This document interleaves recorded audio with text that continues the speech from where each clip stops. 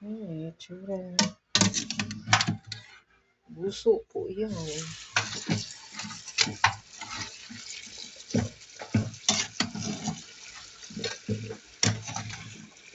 First time ko po gumawa nitong buso.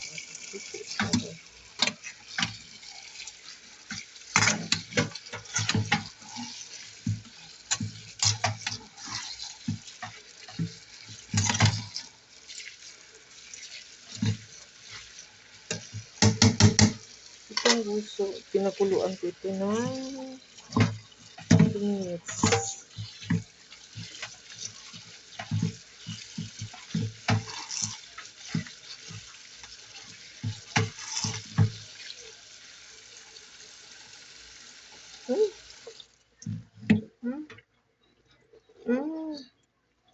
Masarap ka pala talaga. Pag wala ka pang timpla, masarap ka.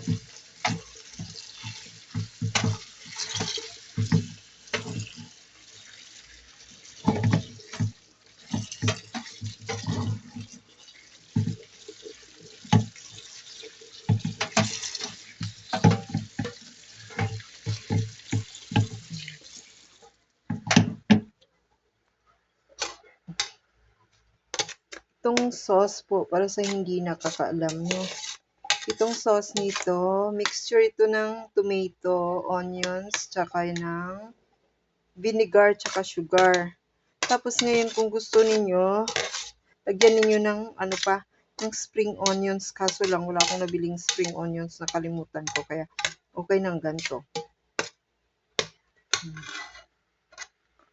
Yung asukal, tsaka kailangan yung ang lasa nito is manamis-namis na maasim-asim.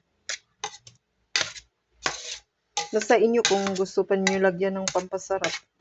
Kung gusto niyo lagyan ng granules, pero kasi ako hindi ako gumagamit ng mga ganong sa pagkain.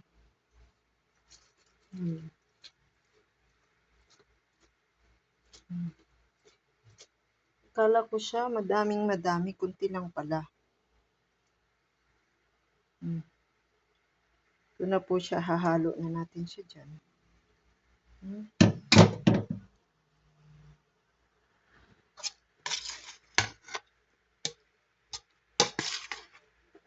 Yung pinakuluan nating seaweed ng 2 minutes.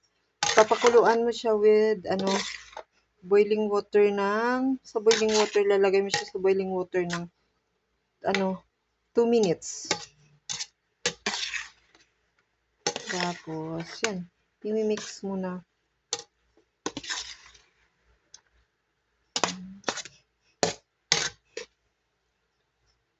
Kala ko siya madami, kaya malaki ko siya nilagay. Yun pala, kunti lang. So, kailangan ko lang siya ilagay sa isang lagayan na kasya lang siya.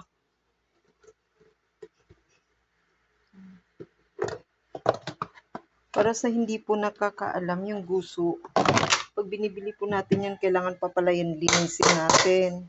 Ako, hinugasan ko ng 5 times to, tapos parang tinanggal ko lang siya din sa tangkay-tangkay niya. Yung malalaking tangkay, hindi ko sinama.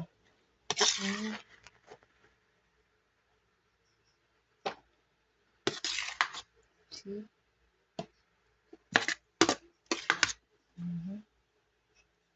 Ganda ng tsura niya.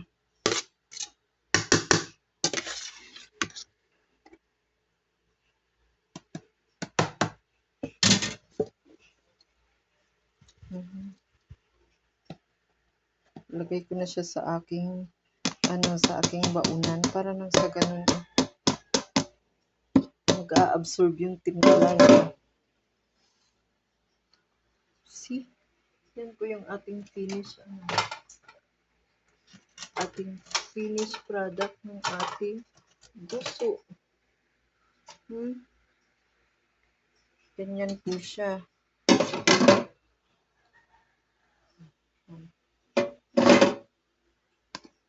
Pa siya na ng mabuti.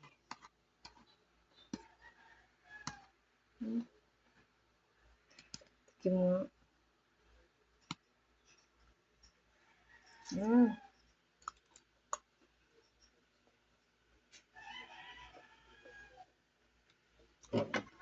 Masarap, promise.